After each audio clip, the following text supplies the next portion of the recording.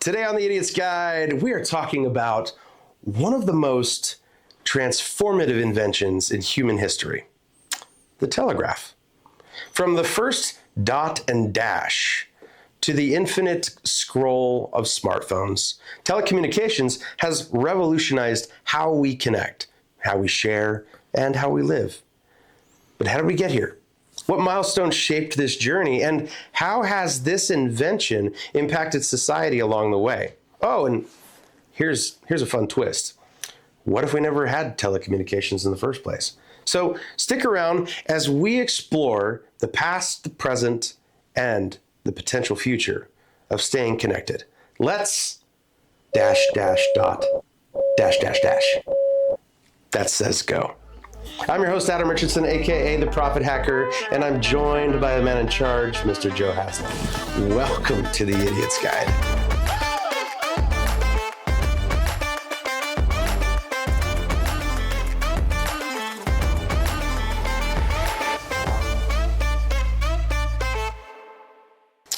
So around the time that electricity, we're talking about the exploration of battery stuff and like early electronic inventions.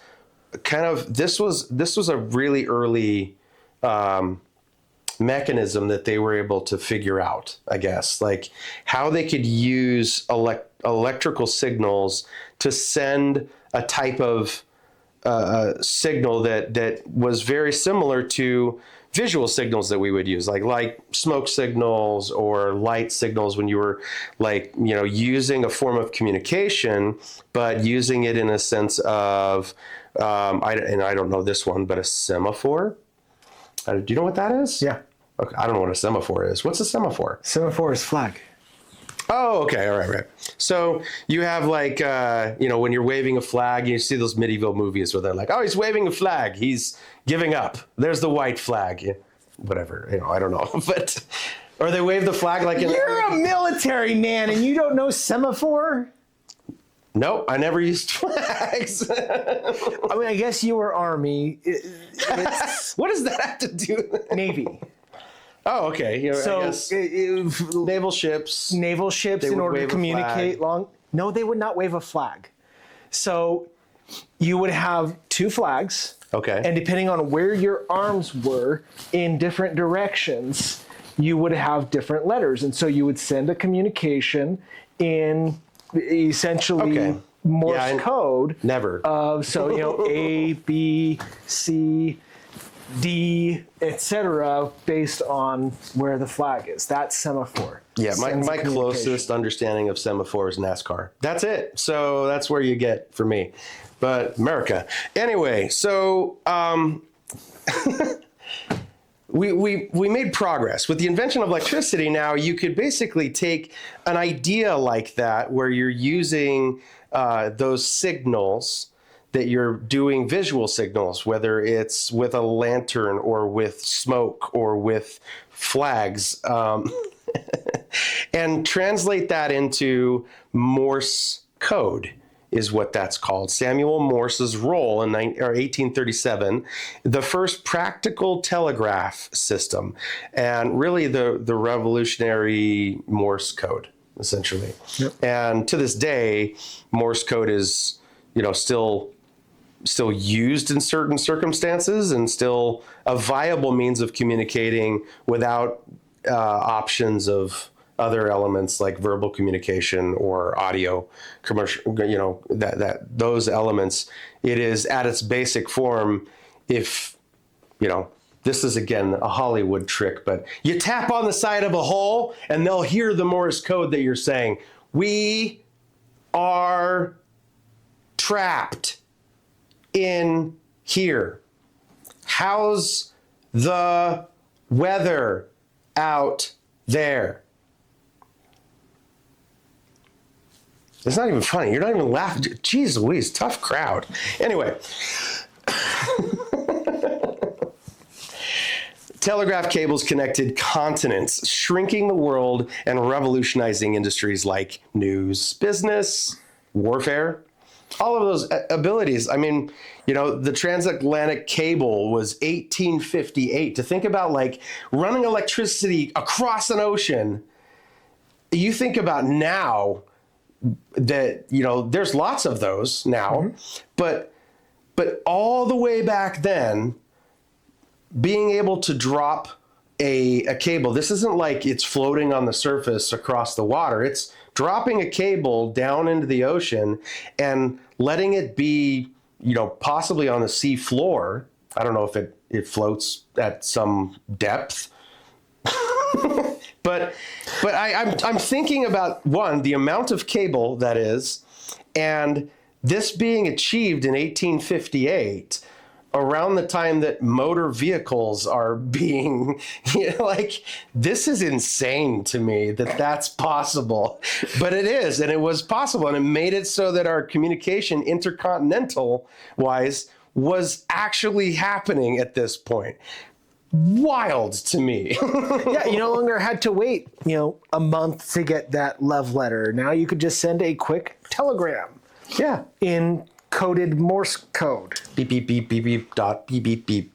Well, yeah, I mean, you'd send the Morse code message and it would say, "Hi, how are you? I'm purple." And it would be, some kind of code so that your Victorian parents wouldn't understand what you're trying to say to your lover. Are you talking about Gen Z language? Is that? That would be the version back then. I mean, they had the, what was it? The fan language. There were a lot of different secret languages going on back then. But it's like the Gen Z stuff of that generation. Yeah. Yeah. And so you'd try to keep, so you'd send a telegram instead of a letter, but it would still be in your coded message. Like we still use this today with flowers. Okay. Send a yellow rose versus a red rose versus a white rose versus a blue rose. Like even in text messages, if I do a heart, there are specific heart colors that I will heart for specific things. Yeah. Like, So yeah, it's a secret language. And if I don't understand emoji language. I send things and you pay the consequences of those things. The biggest one I said, I see these memes all the time. You see a thumbs up come back from someone, that means they're either old or they're mad at you. Really? Yes. Wow, I didn't know that because I thumbs up a lot. We're old. we're getting a nod from our Gen Z or whatever, Gen X, Gen A, Gen A. Oh, okay. Oh, he's like the middle. He's a Gen Zaw. But yeah, I mean, so you do the thumbs up and that either tells them that you're old, because apparently this is like some passive aggressive, like whatever in real Gen Z communication. And so when we send that, I mean, back in the 90s, it's like, yeah, all right. But now it's like, whatever. So yeah, secret languages. Anyway, tangent. So anyway, this paved the way of our modern telecommunications, even to this day, But I think one of the things that possibly was also the thing is you have global connectivity that's happening here, which also means potential cooperation, which also means facilitating imperialism and economic dominance, which there are elements of that might be positive, but for the most part, you're just trying to have world dominating order. And that's not healthy for anyone, No. So I just had this conversation with my daughter last night. So instead of it looking like communication is the downfall of all humanity, it is an element for us to have good dialogue so that we don't fall into world dominating orders, and yeah, having healthy communication and healthy thinking means that we don't do certain actions. But before we send that next signal, take a moment and hit that like button and subscribe to the podcast. It's a small gesture for you, but a giant leap for keeping this conversation going. And don't forget to comment. What's your favorite communication milestone? I mean, do you even care? Do you even know what a milestone is? Let's keep going. Anyway. Wow. These are bad today. They're bad. They're terrible, aren't they? So now we go into less radio, or maybe a little bit of, like, when you think about radio, okay? You move from telegraph, where you're beep, beep, boop, bop, boop, beep, boop, bop, boop all the time, okay? And then you go to voice communicating. So you have the radio, the ham radio, right? And then you have the telephone, the invention of the telephone. Who? Alexander Graham Bell. Good old Bell. Do you have another protest about that guy being not the inventor of the phone? The telephone? No, I mean, the only problem I have with Bell is his ahoy hoy. What? 1876, it improved the telegraph by enabling voice communication, right? Mm-hmm. Essentially, they discovered that those same wires that you're sending a beep boop bop boop on, now you can have a conversation, even intercontinentally. Now they had phone switchers, to begin with, where you're connecting the wire to the other person, and you didn't really have a dial, like you're not pressing buttons, or back in the day when we had rotary phones, you just clicked until you got an operator. Or cranked until you got an operator. I don't know. It would go through one communication line, and then to individual homes or different individual phones, you would then connect that big line to a different one. Yeah. So. But yeah, I mean, so when it was first invented, I mean, we're all used to, when we answer that phone or we answer that cell phone, hello? That wasn't what Bell wanted us to be saying. And yeah, this is phone, this is cell phone. Oh, is that yes. What that comes from? Yes. Oh. Phone, cell phone. No, not that. The what you want to say. So what he wanted to do, I believe this is what it was. I could be wrong, but it was ahoy hoy was how he wanted everyone to answer the phone. It's like a sailor term. Ahoy! And that where I'm getting this confused, but I'm pretty sure that's what it was. Leave in the comments if I'm completely wrong. But it was something else that he wanted. But our editor will fact check this and put the actual information on the bottom of the screen. Lower third me out every time. will be the description. But instead, it'll go to a sensor. It'll just do, and over the top will explain this statement. But a word of exclamation that was popular back then was hello. And so the British still do this today, but we kind of like do if you're in America. Interrupted, you're like, hello. Yeah, so it'd be HULLO, hello. Interesting. And so we still do that. I mean, when someone surprises you, oh, hello. But it was an exclamation back then. And so you'd say, hello, not as a greeting, but as you exclaimed it. And so that ended up being how we answer the phone is hello. And it just became hello. And so, yeah, that was the evolution of why we say hello instead of whatever this other one. Based on a response of surprise. Hello. Hello. I'm going to start answering the phone like that. Hello. But I mean, it kind of makes sense. Hello. I have a friend who his voicemail, he's never changed it. It's been the same for 14 years. Okay. And every single time it gets me. It gets me every single time. He answers it and he goes, hello? This is so-and-so from, I'm like, and I'm already like mid-sentence before he goes on to the next part of it. I'm like, you drive me nuts. My favorites are, hello? Hello? Is anyone there? I can't hear you. Yeah. What are you saying?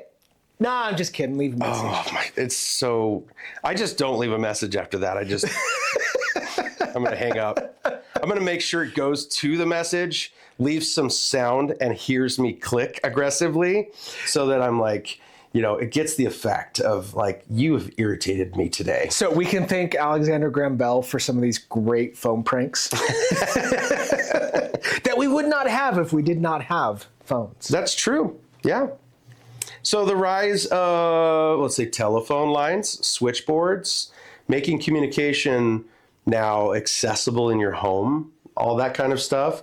And now, like with cell phone tech, you're talking towers, all of that kind of stuff. So, it's not just like, I would even go as far as to say that, early communication made it possible to quickly allow telephone communication in households. It was a normal thing eventually. I would probably say that earlier development, you had a community element, like a community center or business building that would house a telephone for that community.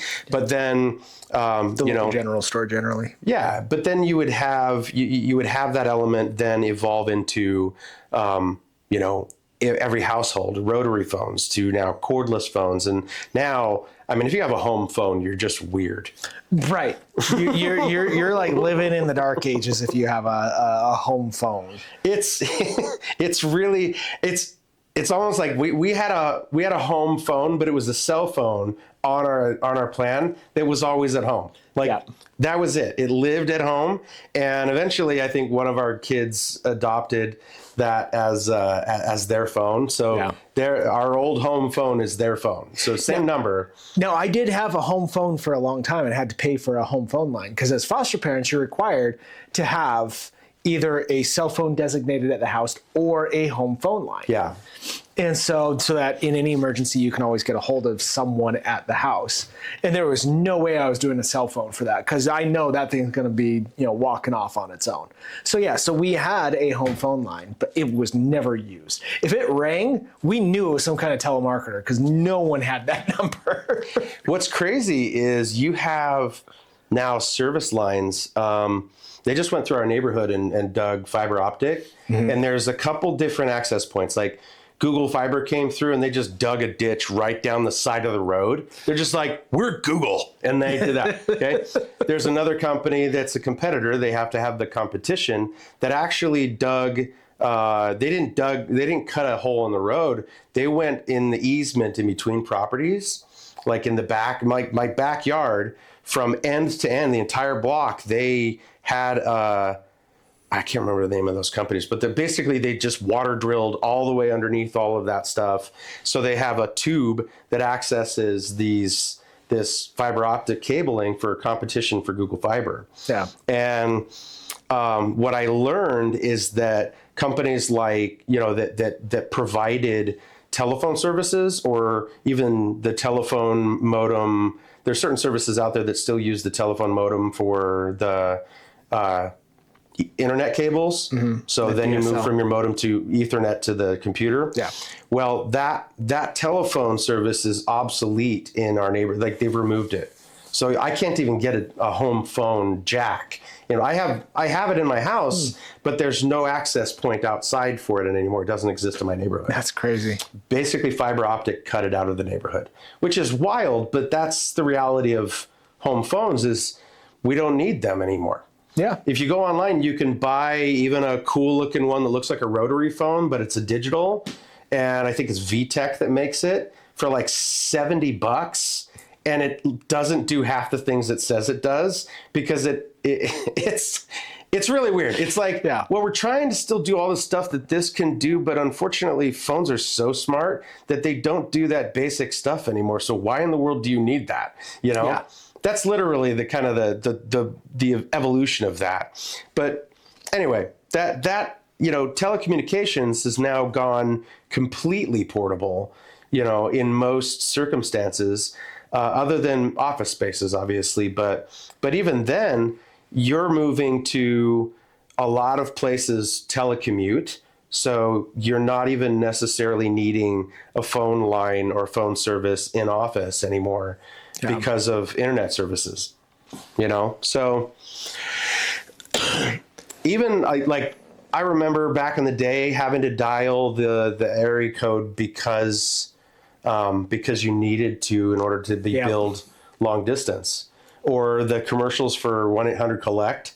And, instead of actually completing the call, just use it to leave the voicemail and tells you, we had a baby, it's a boy, So all the point is this has been an ongoing development, but ultimately it has harnessed and fostered some of, our the ways all of our effective means of communicating with each other.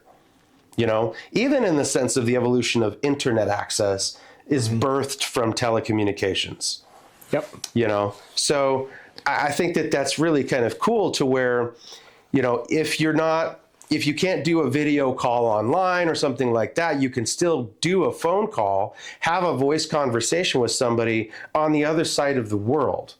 I remember when I was overseas and in a combat zone and going to, I didn't have a phone that I carried on me for security reasons, but they had locations you could make phone calls at and go on and dial and go call home like it's a call from down the street at the house. Okay. And I'd call and I'd talk to my family and that kind of stuff. And it was just really crazy to have those kind of discussions, 9,000 miles away from my home, and think that like this kind of an invention is the only way that that's possible, other than sending beep boop bop oops early on or a letter, some dude on a pony that's going to deliver this letter to you. And, although letters still exist, they're significantly faster because it's called email. People get used to it. Anything else you want to add to this global impact of telephone invention? Well, let's take a quick moment and let's talk about powering up another essential connection, your financial future. Our financial empowerment membership is designed to give you the tools, insights, and support you need to take control of your money, whether you're just starting out or ready to optimize your financial strategy. This membership is your ticket to achieving your goals. Click the link in the description to join today and take the first step toward a brighter future, financial future, that is. It's time to invest in yourself. That one's not as cheesy. Not as bad, It's kind of mild. I wish it had more cheese in it, but unfortunately, smartphones are just too smart. It's an intellectual conversation we're having right now. Oh, okay. Is that... You're just going with it? Bad transition. All right, that's fine. So let's talk a little bit more about now how communications has evolved from a wire across the ocean to now we're talking, if I have a cell phone in my pocket, there is something in the sky that can pinpoint my location based on that. And down to literally pinpoint my location.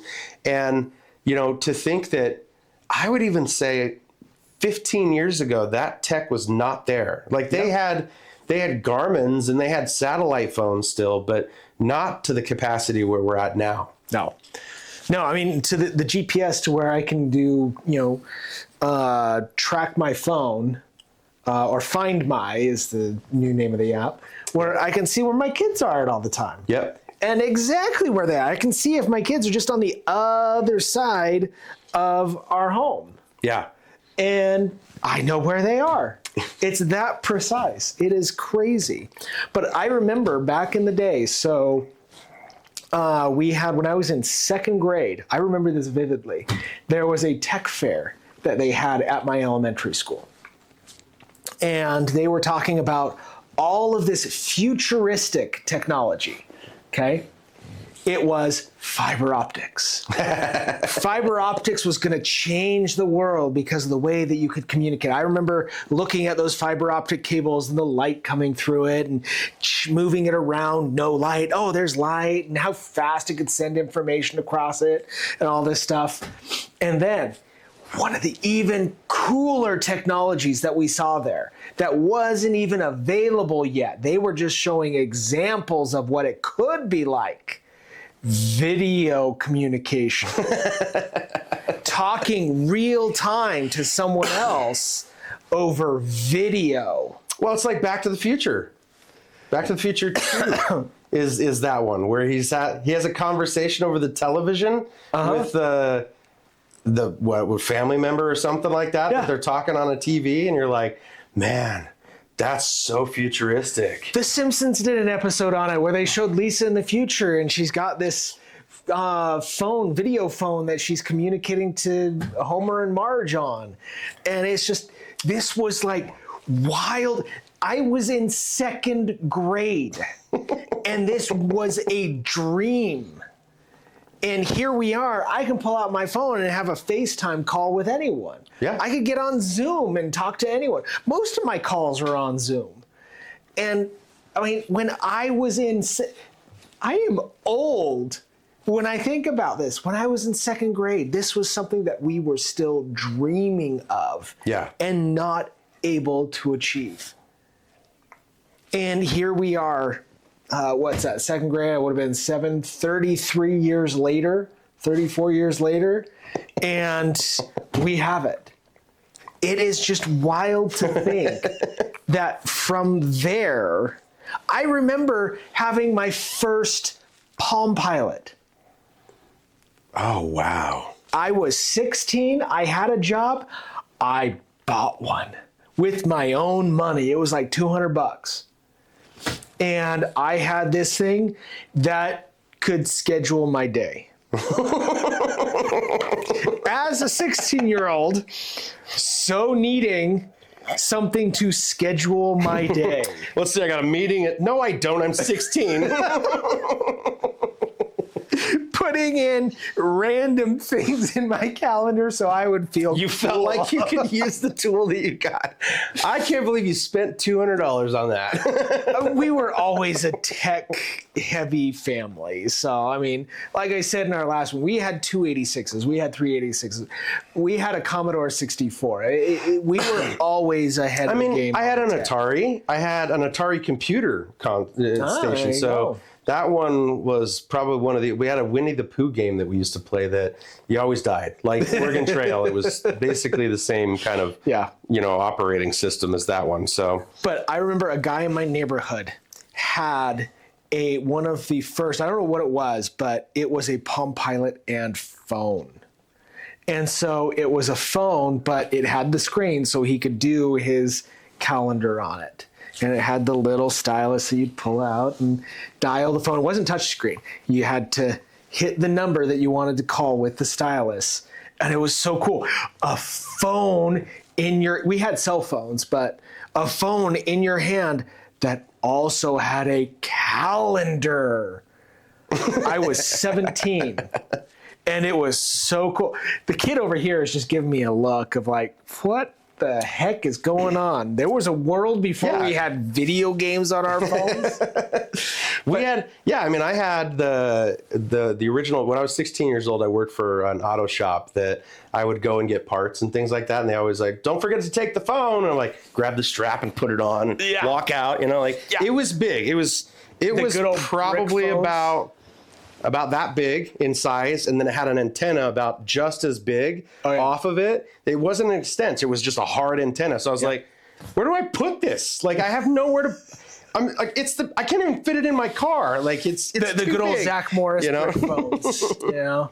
But though, I mean, that was the technology that we had, and in 33 years. Now, I grew up in California in the technology hub of the U.S. And so that's why at my elementary school, they had a technology fair. I mean, it was very much all about technology and the advancements. I was growing up in the cutting edge world of technological development. And that was just 33 years ago that we didn't even have cell phones. We didn't, let alone smartphones. Mm-hmm. We didn't have a way to communicate visually, person to person, other than in person, or through pre-recorded video. It is such a short time that we have seen this advancement to where we are today with telecommunication, with smartphones, with video calls, with video communication, GPS, internet, satellites, all these things, apps, TikTok, YouTube, all these. Say it like you like it, Joe. I will not say that word like I like it. Look, even the platform that we broadcast from, we use YouTube. We're grateful that YouTube exists, and a lot of places are grateful that YouTube exists because that's how they are prosperous, and that's a great opportunity. Hopefully, we'll be prosperous on there someday too. But in that situation, like our means of communicating, how we get a message out there, even though we're idiots guiding people, like that's kind of the our purpose is to use an effective means or medium of communicating to people. Well, from the basis and birth of the telegraph to now is still this same general concept of having some level of interconnectedness with whoever it is all over the place. And all we've done with GPS, internet access, social media platforms, messaging platforms, communication platforms is make this deliverable at every corner of the world. On a flat earther, I don't know if there's corners, what is it, a square? Nope, sorry. Don't. Okay, Don't. We're not going to go there. But okay, what if, like, I think about this, like the other elements about like major life events. Not only is it the effective means of understanding and information wise for us to get more information. So when we think about understanding or doing our homework, we had something we wanted to talk about in the last episode, and just the ability to go to our communication device and open it up and search that information and have it right there at our fingertips. Yeah. This definition of something, and it be valid, valuable information instead of walking down to the library, checking out the right encyclopedia, and then hoping it's in there if it's a updated encyclopedia with how our modern society moves. Encyclopedias don't exist offline anymore. If they do, they don't need to. But I have a 1970s encyclopedia that it has some very, very, very wrong information in it about. I don't know if this is going to get us, canceled on YouTube, so I'm not going to talk about it too much. But it has very wrong information about human development.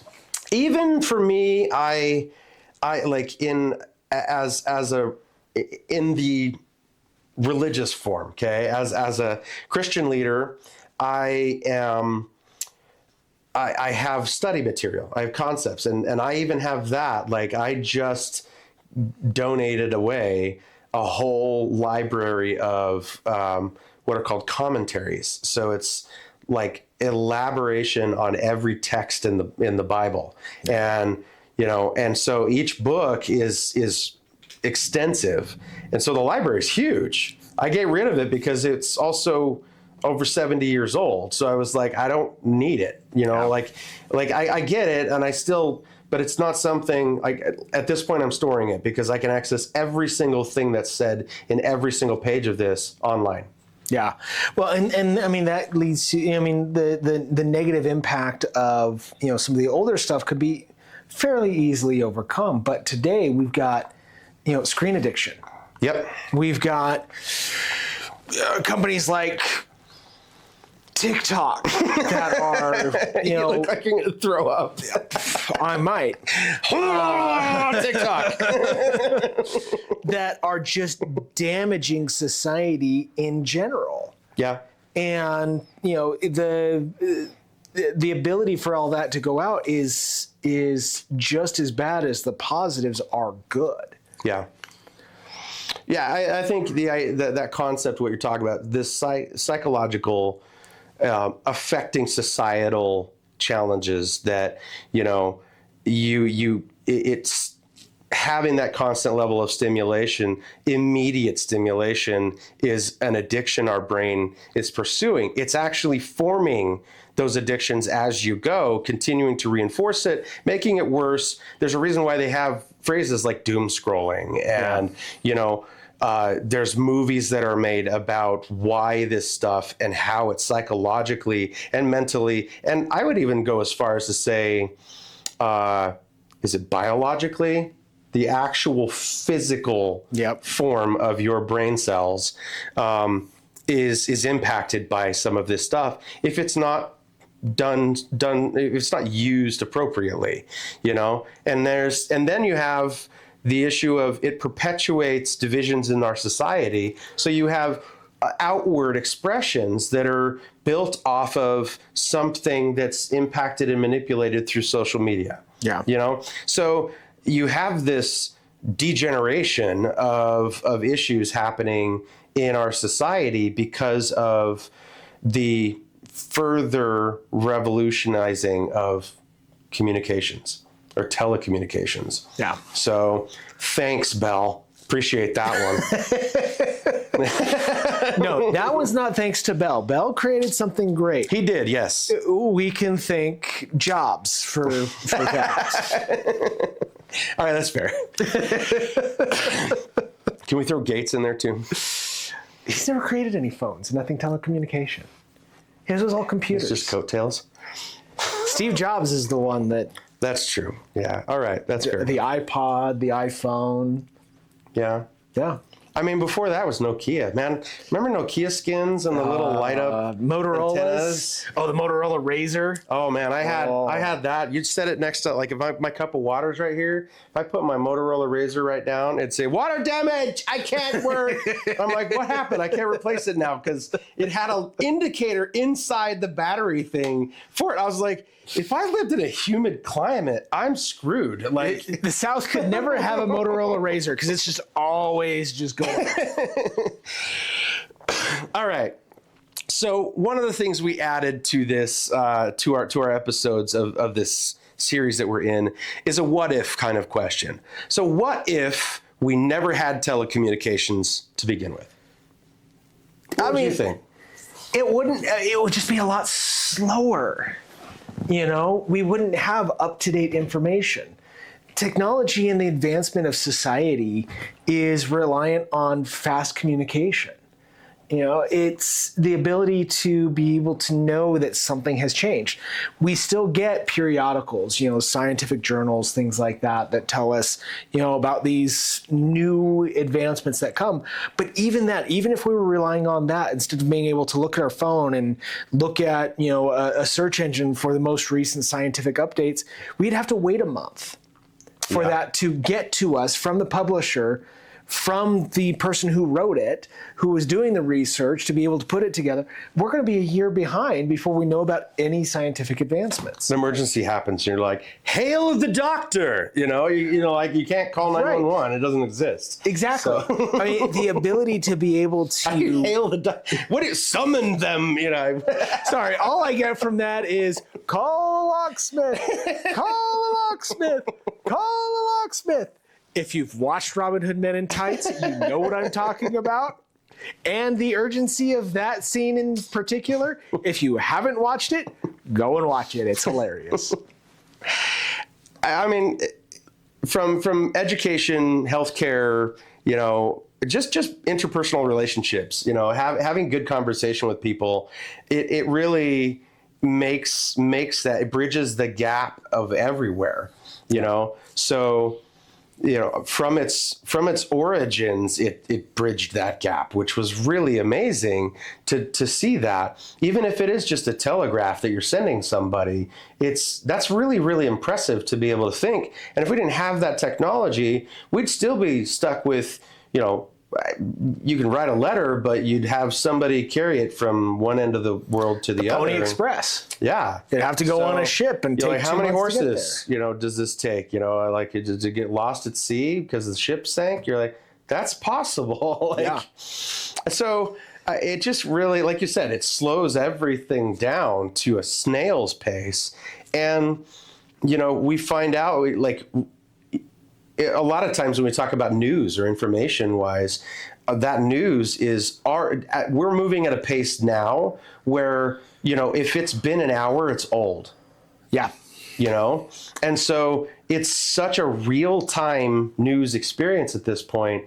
We've grown accustomed to that and really demand that of news. Is if I want to know what's going on, I can find out instantly about what is happening right now. So whether that's a conflict on the other side of the world or or something big, something big's going on, that kind of stuff. Like we've gotten to that point where it's not just about, our food ordering or our on demand at watching TV. Everything is so, immediate gratification.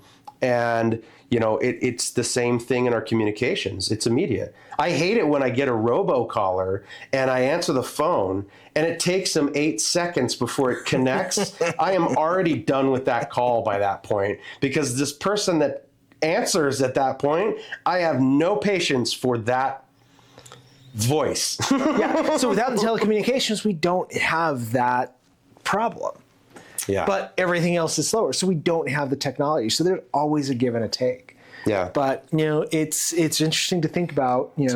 Yeah, we might be better mental health, but definitely not physical health. Definitely not technology. Definitely not anything else. So yeah. I'll take the cell phone addiction over not being able to call 911. I agree. I will, and even then they have a lot of options now where they're recognizing some of those addictive principle or elements that they have, they provide different kind of apps that will let you, that kind of poke at you and be like, hey, maybe you could take a break. Yeah.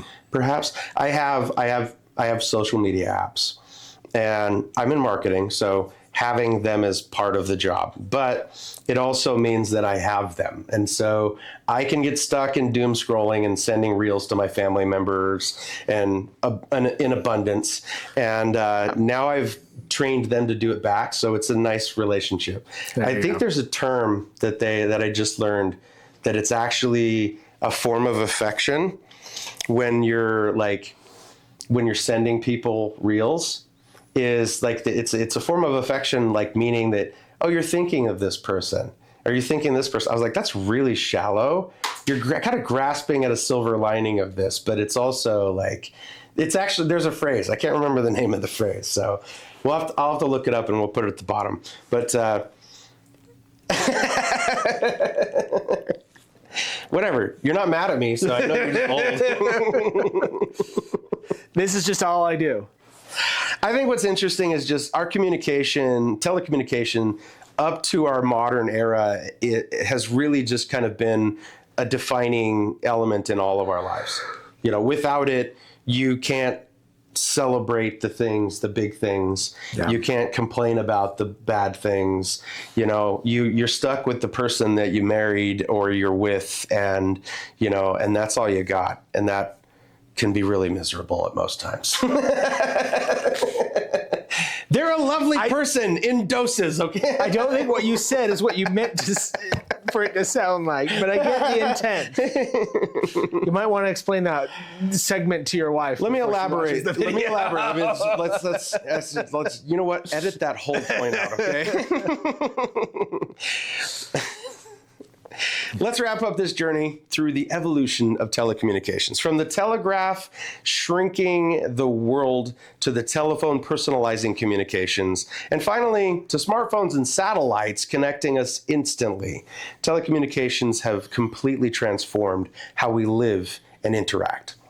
And that what if a world without telecommunications really shows us just how vital this invention truly is. Next time you send a text, make a call, scroll through your favorite app, doom scroll, that is. Remember that this incredible journey that just started at a telegraph, and a cable across the ocean that brought us to here. That's really impressive stuff. Yeah. So, what's one communication technology you couldn't live without? I was doing a description the other day in something I taught. I think I mentioned this in an earlier episode, but I told somebody I would choose no pants over not my phone. If I left my phone in my house, wouldn't. I literally, if I'm stuck in traffic and realize I don't have my phone, I will turn around. I don't care. I will go get my phone. Like, it is worth it. If I'm racing someone to the hospital, I don't have my phone, but I'll probably take them to the hospital, then go back and get my phone. Wow. I'll slow down as they're going by the hospital. It's fine. Oh, okay. What do you think the next big leap in telecommunications will be? What do you think? I don't know. I've seen the leap in telecommunications. Like I said, I saw the dreams for the future when I was in second grade, and they have all been accomplished now. Yeah, like I have 15 years no ago. idea where it will be going from here. I think about like on the hologram communications. That's going to be the next one. Is it's going to be? I mean, they're already kind of working on developing that. I've seen some stuff where they're like, oh, he's in the same room, but there's two of them, and you're like, that okay, whatever. But still, you're just mirrors is what you're doing. Well, you've got to get the lights to hit each other just right to get it to disperse. And so I'm working on it. It's an element that is not yet done. But you can there are games that you can play that are hologram games like that. But I think that technology is not far off.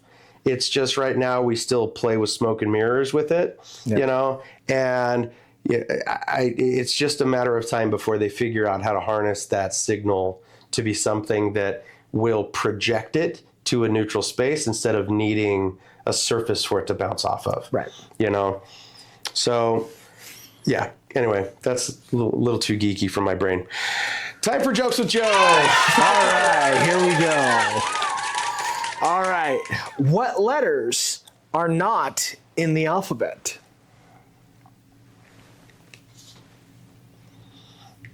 I don't know.